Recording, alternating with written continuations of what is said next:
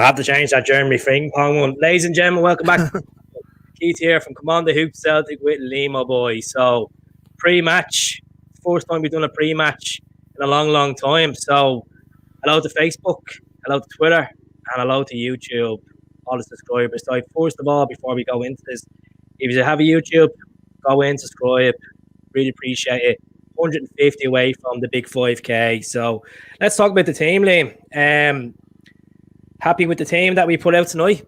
Yeah, I think that looking at it, it'll probably be a 4-5-1, but I've seen Christie move into forward with Eddie before, so I don't know how it's going to look when the formation goes out before the game on the live broadcast, but it's looking good.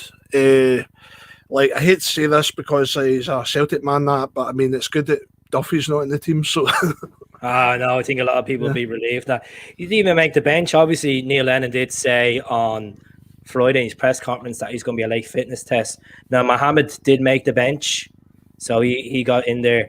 Yeah, he drops to the bench with Griffiths. Obviously, Griffiths still on the bench from the previous games, and Clamara there as well. So we have a bit of firepower there. Christie, you optimistic? Bang one in tonight. His birthday's tomorrow. Well, it could be an omen, yeah. I'm hoping he plays really well tonight and he gets a good 90 minutes. If he's playing really bad, like he has been, he'll probably get 60 minutes and then they'll probably bang on more El Nusi. So I'm just hoping for a good result tonight. I mean, I don't even care if he won 1-0 as long as he get the 3 points. 100%. You know, like it's going to be a tough place to go. I know they're fighting for the lives down the bottom of the table. If you have 2 wins in the last 5 games and they're on 23 points as well. Look, Ross County's been a dodgy team this season. We all know what happened to Bedford Cup as well, the Ross County at home. But the last time we went up there, we hammered them 5-0. So if you can go up there, put a good performance on, get Rodgers in the mix. Rodgers has a cracking goal up there from, if we go back, I only put up on the page a couple of yesterday of the goal he scored in the Ronnie Doyle times. It was unbelievable goal, the far right corner. So Mikey Johnston, looks like he didn't make the bench anyway. What do you think of the whole decision behind Scott Brown is to play? Like, Sorrow was outstanding the other night. I just think they're just trying to switch it about. They're going to try and give Bruni as many games as they can before the end of the season. I think that he'll more than likely go into a coach role. That's what I basically said. Like a couple of podcasts ago, I did say that I think he's going to go in a coaching role at Celtic. Definitely 100%. I'd be very surprised if he played for Celtic next year. Be really surprised. Well, I'm sure we'll find out soon enough. We've talked about this many times on the channel. Hopefully we'll find out in the next couple of weeks what the situation is with Scott Brown. If you want to share the folks, as I said, it's 40 minutes before it's kick-off. It's on Sky Sports as well, if that no one knows what it is. Sky Sports main event at Sky Sports Football.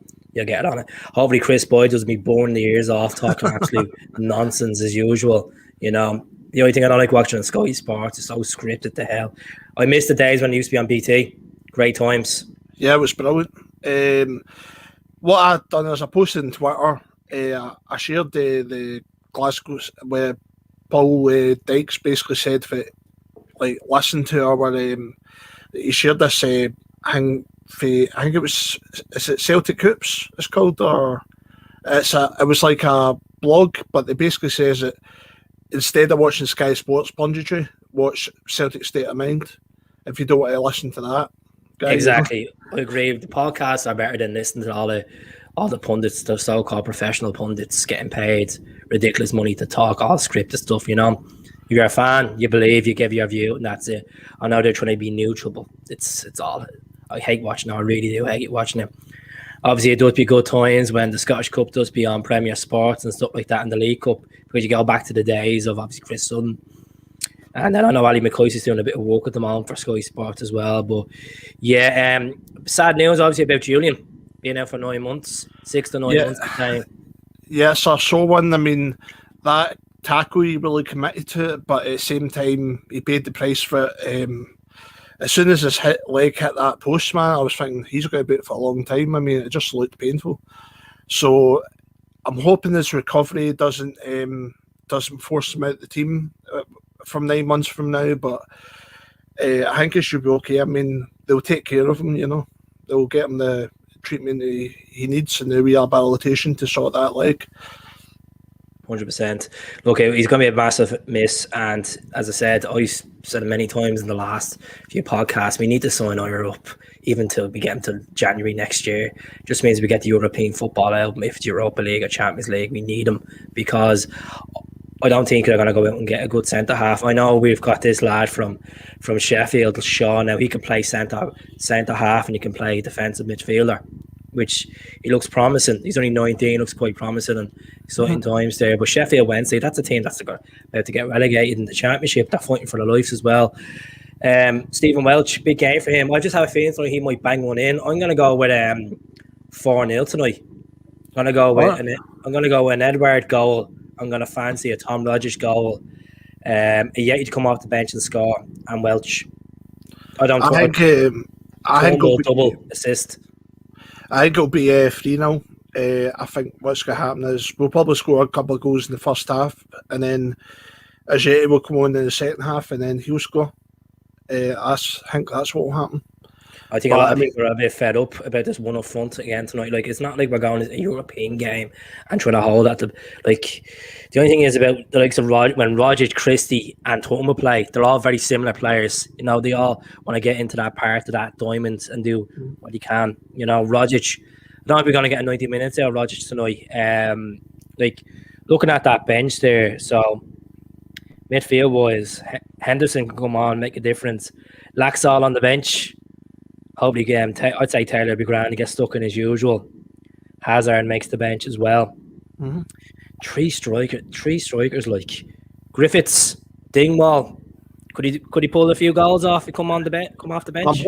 I'm hoping he comes on and shows what he's about. They'll probably bring him on within the last 25 minutes. He was to come on. Depends what happens. I'll save it if they're playing 4-5-1. Brown's going to come off, and Sorrell will come on for him for the last half hour, 20 minutes. If we're up 2 or 3-0 at half time, I'd make the changes. You take Edward off if he has a goal or two in him, take him off and bring a Yeti or Griff on or Klimala on, because you've seen last couple of games Klimala has been coming off the bench. I know he's unlucky the other night to not score against Aberdeen. Someone's saying in the comments on YouTube about James Forrest. Now Neil Lennon came out and said about James Forrest that he's not ready yet. He's had to take a setback. It could be another 2 to 3 weeks again, which is a disaster. You can't rush that, because you don't want the boy getting injured again. You can't rush him too back. I mean, there's play. It's not as if we're playing. It's not as if we've got much time in the league, so just make sure that he gets fully 100% fit before you put them on again, so it's all about building for next season. So I'd rather see a fit James Forrest than that 80% James Forrest, man. I mean, they're not rushing it with him. They know that he had a real bad injury. So I'd rather just see him come back to himself. I mean, I took him for granted, I got to admit. And I just think that in this season, we needed him. So him being out for this amount of time, it's just shown how much a good player he actually was for us, 100%. So Barkas not on the bench, does it mean that he's gone? No. Could be a case that Neil Lennon wasn't feeling like he was up for standards this week. I know he's a 5 million keeper. You don't know what could be happening behind the scenes. Yeah, that's what I've said on social media, on Facebook groups for Celtic. I've said that you just don't know what went on behind the scenes for us to have such bad form in the league. I mean, anything could have happened, but we're fans. I mean, we've not been given any indication of what's happened behind the scenes. So, but I mean, we've won 5 games in a row. I said this today, that we're looking a bit like our old selves again. It's because a couple of players have left. I mean, maybe Nick and Cham or Frimpong was maybe. I'm not making any accusations here. They could have been the dead woods, the Yeah. negativity, because I've looked at a couple of podcasts and I've seen people saying there's a split there in that group between 4 or 5 different groups. Like could be in Lennoxtown, and they should be all united in this, get stuck in, lose as a team, win as a team, that way, because they've had the experience of doing it with quad trebles over the last 4 years, and then league titles prior to this as well, regardless who was in charge. I had a good conversation with a friend of mine that's from Dublin last night on Instagram. We were discussing the whole Brendan Rodgers team, saying that, look, it's been a massive... Neil Lennon didn't take the advice of Brendan Rodgers if there was any conversation where he could build on from that. Neil Lennon touched on it for many times, and when he came back saying he can't really change the team around. I think on his input, he went into this season tried to stamp in his own authority, and it never worked for him. Yeah, Neil Lennon and Brendan Rodgers were completely different guys, different personalities. I think Brendan Rodgers was more calm, but he was assertive at the same time. So if a player had a bad game, he'd be like, unlucky lad. And that's what the players are used to. But I mean, with Neil Lennon, you can tell that he'll be shouting him in the changing room, and you could tell that thing for last season when he asked Mikey Johnson before he brought us up on, "Are you all right?" Impaired, yeah. And then he was like, "I am fine." And then 5 minutes later, "Oh no, I'm sick." And then he's walking into the toilet. He's like, "Fuck off." So you can tell he has got a mean streak about him, Neil Lennon, but that's why we liked him as a player. It's not mathematically over because we still have to play Rangers. If we drop points to Rangers at Celtic Park, I'd say realistically just it's over. Like at the end of the day, we're not going to come back from it. There's this hope malarkey. Like they can't have to come off a good result in Belgium the other night, good result for them, and then beating Dundee United today. It's just they're not, as much as we keep saying, they're scraping games, they're running out of steam, but they're still winning. Still winning the tables. The table says it, the results say it. So all we can do is just keep and do our own job, which is just winning games, and see what happens closer to the Glasgow Derby. I was going to say an Old Firm, there's no Old Firm. So yeah. Next year, we've just got to make sure that we don't make the same mistake as we've done this season. So if there's any deadwood or negativity, get rid of it straight away. Mm-hmm. So that's it. As long as we do that and we don't make the same mistake twice, then we'll be fine. I mean, but as long as we've got a director of football coming in, as long as we've got a new scouting team coming in, I don't know about a new manager yet because we need clarity in the next. Right, we're on the 24th of February today. We need clarity by the next 3 weeks. Director of football, what's the situation with Scott Brown? What is he going or not? Because we need to know who's going to be the captain next season. We need to know who's going to be a vice captain so they can offer Oyer a new deal or not. I don't know if they've had discussions with that close with Edwards. I don't know if they're just going to hold off until the end of the season and then evaluate Edwards. Obviously, that's why they're playing Edwards tonight, to see can he get more goals. But if he just keeps scoring, look, he wasn't great the other night against Aberdeen, yet he wasn't that as well. But I thought the midfield were outstanding. I thought Callum McGregor was outstanding the other night. Like the driving with the ball, him and Turnbull and Christie were brilliant. Christie, as much as we call him Rosette Christie, he was very good the other night. Yeah, I would agree, especially against Aberdeen. There was something else I was wanting to ask you, Keith. See, I was reading an article today saying that Dermot Desmond hasn't found the perfect manager yet. Do you think that Celtic they're not rushing it with the manager and the manager front? They're wanting a top class first team manager? Oh yeah, do you know what? People are going to laugh at me, and I really believe that Neil Lennon's going to be a part of this process of hiring a new manager. I think Neil Lennon will walk away from it, but I still think he's going to have a job in some capacity at that club going into next season. I don't know what it's going to be. It's not a director of football. I don't know if he's going to have some sort of job. I wouldn't be surprised. I know this sounds crazy. I wouldn't be surprised he'd be second man in charge. I really wouldn't put it past me. Well, I mean, he done it with Gordon Strachan, and Gordon Strachan brought some really good success. You see, you could be that stubbornness that you think, all right, because remember that time when Neil Lennon was actually going to hire Ronnie Doyle as the second man in charge. Then Ronnie got the job. I never knew that, man. Yeah, the season before Neil Lennon left, Ronnie Doyle was meant to be second man in charge for Neil Lennon. Yeah, I just felt sorry for Ronnie because he never put a foot wrong. The only thing he didn't do is he never won a treble.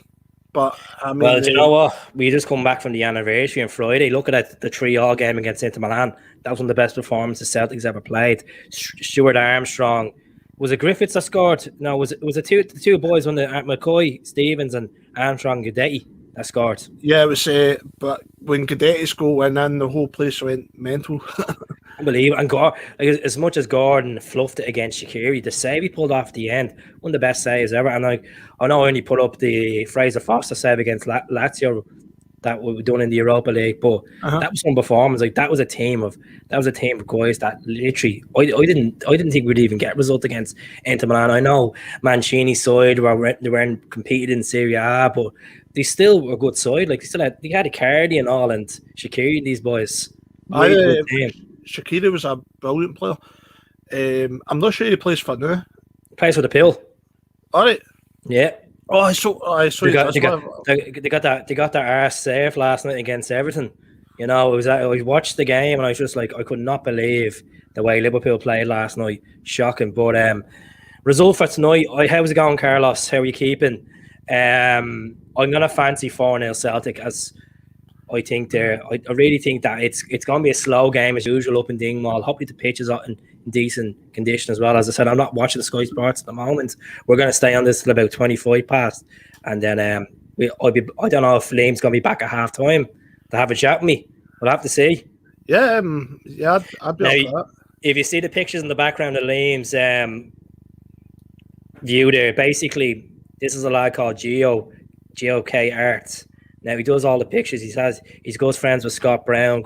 He's good connections with the players as well. If you want to get onto it, it's in the bio there on the Twitter, YouTube, and Facebook. There's a promo code of "fuck COVID." That's in all caps, and you'll get a percentage off. Thanks to Gio, he's at the sorting us out there. I've had a couple of these pictures in the past: the Tommy Burns, the Kieran Tierney, Scott Brown, beautiful Sunday.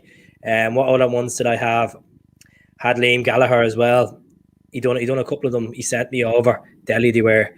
But I just think we need to stop looking at this next manager monarchy. Just get on with the games, you know. It's getting to the stage that these podcasts and we're all going around ringing around rosy with this, talking about we should get this manager in, should get that manager in. Whatever we wish for, it might not happen. It might not happen. I see Dan. I think he's kind of taking the mic there.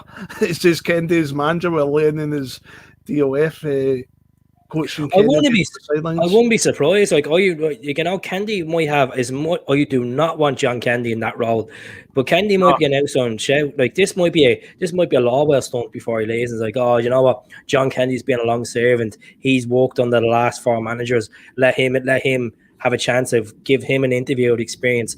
Like people are saying, like Sean Maloney has what? The experience of altogether 2.5 years with the Belgium and then the Celtic youth. John Kennedy has more experience than Sean Maloney. Yeah, Sean Maloney is coaching at a higher level now, but it's international football. It's not a day-to-day basis, though. I know they're world-class players, but this is an operations that, you know, like I'm not picking up for John Kennedy here. Definitely not, you know. Yeah, I feel sorry for what happened to him, but hang on. Oh no, Chris Boyd is the Sky Sports tonight. Watch Celtic State of Mind. Do not watch Sky Sports News. The Celtic State of Mind are brilliant. You know, Paul John Dykes, the team. He's a good team there. Kevin Graham, Russell, Natasha, Laura, Amy, Colin, a few of the boys, Jim as well. I watched them. It's a good laugh. They do really well, and they do keep us entertained every day. So, but a big shout out to them all. You know, I say that Sky Sports, you can just tell that there's quite a lot of hatred there. You know, like Chris Boyd is fly sniggers. Like when he's smiling off when he's smiling when he's no talking, you're just like, seriously, man. Chris Sutton never done that. Chris Sutton was actually intelligent compared to him. He should have been. To be honest with you, Chris Boyd should have been gone after that Lee Griffiths remarks last season. Yeah, definitely. After that Kilmarnock game, was it the Kilmarnock game, wasn't it? I think it was. Yeah, I think it was. And then Gordon ended up having a scrap with one of their players, wasn't it, or their fans or something? Was something happened? Gordon was absolutely gone mental at somebody, but I've seen Gordon snap a few times, but it's just because he's competitive. He doesn't take any shit off anybody. And that's it. I just think Chris Boyd is getting away with absolute murder at Sky. You know, I'm not jumping on saying like being pro Celtic here, but the way you don't just come out and rip it into someone about their mental health. You know, no, you don't. You don't. I mean, mental health in this day and age. And this is a lad like Chris Boyd. His brother passed away of mental health problems. Yeah, and he's meant to be a mental health ambassador, and he has the cheek to come out and say that about Lee Griffiths. Yeah, it's just I just couldn't believe what I was hearing when I seen it. But I mean, mental health, it's not something you should speak to. It's not something. Lee Griffiths was absent over injury problems when he threw all the games and the stats out. I turn around and say, well, you know what, he actually has a point here. But when it comes down to mental health, it's a different level. You know, it takes some character to come back from a breakdown or some sort of depression, go back into a job, especially a high-profile job like football, because you know the demand from Celtic fans you want to hit the players. Like if they have a bad game, you know, it's always in the back of their minds. They're always quick enough to criticise. But when we have a good game, we'll expect another good game, you know? Well, football has took mental health very seriously recently, especially ever since what happened to Gary Speed. Mm-hmm. So, which is rightly so. I mean, there'll be a lot of players, I mean, Celtic and Rangers players, when they're walking about streets in Glasgow, they are going to get abuse. And sometimes, whether it's sectarian abuse or if it's racial abuse, that's going to hurt them. And so they do think about it in their mind, and if obviously they've got psychologists in now, Celtic. I've heard about that. Stephen, thank you very much for watching. So that's a good point there Stephen's making. You can tell by Chris Boyd's reactions this season that he has been suffered massively. Look, it took them 9 years to come out of the cave, and you know what? They will eventually win the league, as much as I hate saying it, but they were a better team this season, you know. It just shows the pain they've gone through, like, you know, that way, that build up to get that relief off them. Look at Gaz is on. Gaz, thanks very much. I hope you enjoyed the share I done. Gaz had his pre-match predictions on the Celtic Appreciation page. So if anyone's watching on Facebook, the Celtic Appreciation page, they're on like 12,000. Let's get them up to 14 or 15 by the end of 2021. You know, it's a good page, good content. Yeah, I want to touch on this now. This is a subject I seen on Gaz's page, and I'm gonna say this a lot. See when type of fans we get these type of fans that come in and criticize and give another sort of pages abuse when they post content. They post up their views. Look, I know we're all tight to our views, but see this smart stuff and try to actually bully our own type of supporters. Now that's a different level. No, I don't agree with that at all. I mean, I posted something up on Twitter today. It was that thing regarding watch Glasgow Celtic State of Mind instead of watching Sky Sports because of Chris Boyd. There was somebody that says, "Give yourself peace." Sutton's been slagging everybody for years, and I just wrote, well, Sutton does it, but he doesn't do it in the same high way that Chris Boyd does. I mean, he actually has professional comments. He doesn't stutter. He doesn't mumble. He's actually a professional pundit, unlike Chris Boyd. And plus, he doesn't put shoe polish on his hair, and it has that big mark on his head. But I did say to the guy, look, we live in a democratic society, so you've got your opinion, I've got mine. If we didn't have, but we're all entitled to our opinions. But when someone starts saying someone's clueless, get a grip, you don't have a clue, and all, like, it's, you know, there's banter, and then there's stuff that's really insulting. And I'm picking up for majority of the page. Like, there's someone put up about me last night. I think this is gas. Someone sent this to me last night. My friend Chloe screenshot this and sent this to me of a lad that because what happened was last year Biddy McNeil's grandson passed away, and Yeah, I just as appreciation I thought I put my crest on the picture to show that we put this picture up saying we thoughts are with the family. But this guy was a smart ass, and I just think there's a bit of a jealousy vibe in there. And look, at you want to be jealousy, it's an awful thing to be. But so last night someone asked this page, overrated Celtic pages that come on the Hoops guy or whatever his name is, blocked me on this account and my personal account because I gave him slander for passing his logo on a tribute post. It's not even like it's small. He had it big and almost the middle of the picture. God knows how he has 12.5k. One of the heavy Celtic dads through that account, I reckon. So all I can say is enjoy it. You want to keep giving me beef, keep giving me beef. Look, I can't keep everyone happy at the end of the day. no. Sean, I don't think so. I don't think I will be going live tonight because the old housemates be having an early night. You know, we all had a few beers last night, so I Yeah, think it's a Sunday. I mean, we need time to recover with our that's livers. it. I've done 2 nights in a row. Like I can't. I want to have a fresh cycle tomorrow. But hopefully Christie has a good game. Hopefully Edward has to get the service with these midfield. The only thing I'm worrying about is the same, like very similar to what happened with St. Johnson. We started Rogic, Christie, and McGregor as well in there, and Turnbull, and it's just they didn't have a plan, in the first half. And hopefully we do have a plan today. We hit the ground running in Dingwall. Well, and when we were playing Aberdeen the other night, the last 10 minutes, I wasn't actually nervous for the first time in a while because everything seemed to be under control with Welsh and Ayer at the back, and I was thinking, hey, we're actually clearing our lines here. We're actually playing really good. I'm not worried about conceding tonight, to be honest with you. I think Welch is at the stepping up. Like Welch said in his interview the other day to the media that he's learned a lot. And there's only a couple of years between him and Oyer that he's learned massively, even playing the European games with Christopher Oyer and all that. And he's learned like playing them big derbies and stuff. Like I know he's been on the wrong end of the derbies, but it's giving you the hunger to go out and be a warrior in the next derby, in the big games. And I think I could see Welch being a future captain for Celtic. Well, as much as this is going to sound unrealistic, I mean, Duffy will be gaining pointers or not because Duffy's 29, he's been in the game for years.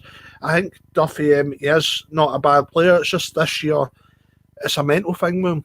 But he will be giving that lad advice, he'll be giving pointers.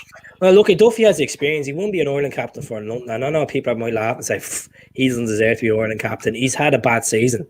He's had a bad season, and there's no question about it. Like we were only talking about this last night. Me and my mate Gary, that he came in. We were all high hopes. He came in, scored in his debut against Ross County away, and then scored against St. Mirren away. And like we're all like expecting like this is gonna be a lad that's gonna do something. It didn't work. No, sometimes and so hold that grudge for the rest of their life. Yeah, sometimes you do take that chance with players. I mean, sometimes you'll bring players in and they might not be as good as you thought they were, but that's just the risk you take when you buy a new player for your club. I know. Do you know what? Imagine like I know this sounds a bit stupid. So imagine me won the league this season, right? Just imagine this never all these little setbacks happened and we went into next season and we crumbled like the way we did this season. Do you think there would have been a much anger to it because we've done 10 in a row? I still think there would have been some anger to it, yeah. Even if the fans weren't in the stadium. Well, yeah, I mean, I just think that, say if we'd be thinking we should be expecting to win 11 in a row, say if we did win 10 in a row, we'd be expecting it because we'd be still like, yeah, we're the Scottish champions. I mean, I wouldn't like to see us get beat in the league by our rivals where we won 12 in a row, 13 in a row. I still wouldn't want to see us get beat. I mean, that's how much it means to Celtic fans. So someone said to me, little setbacks. Well, I do apologize saying little setbacks. I mean setbacks in general. Embarrassing moments that has happened. Every single month. But there was a case that was just a weekly. Every Monday there was something going on. Players getting injured, players having bad performances, the club making rash decisions to go to the boy, getting beaten in European competitions. Neil Lennon's press conferences where he's furious, he loses the head. After the games where he was just repeating himself, saying he couldn't put his hand up and said that he made the faults and he was at fault. If he comes out at the end of the season and doesn't admit that he was fault this season and the club are at fault, because I know they've said their statements that they were expecting to win the league and they were expecting high hopes, and it didn't work out the way it is. But you still haven't apologised to the fans for the way the seasons went. Yeah, especially all the hard-working fans that pay for their season tickets. You should be apologising to them. And I heard something, I'm not sure if it's bullshit or not, but I heard something last month that there was some season ticket holders or disabled season ticket holders, and they were meant to go on a arranged call and get Zoom with the players, and the players refused to do it. But I'm not sure if that was speculation or not. But if it isn't speculation, then Jockstein would have been rolling in his grave for the players doing that, for refusing to speak to fans over Zoom. Do you think it's a case that the likes of the players, because of what's happened this season, the players are kind of neglected away from the fans because they're afraid that they might get an earpiece from the fans? So that would take them off their concentration. So if the fans keep say to Brown, say, "What happened, Scott? What happened?" and they get that piece with Scott Brown. I know deep down inside they all know that they've messed it up and they've done what they could and they haven't turned up in the big games. But you think it's a case that the club are banning them from communicating like the way they should be? It could be, but at the same time, could be down to restrictions. Yeah, it could be. I mean, because players might need to go in separate hotel rooms, maybe separate hotels. I mean, they're bringing 6 buses to Dingwall tonight. It's here 5 or 6 buses because they're not allowed in the same buses. So, but I just think that's a bit pointless when they're actually playing in the same football field together, where they're kind of close in. I just think that's a bit pointless and it's silly. But I heard that the Scottish Government, they actually spoke.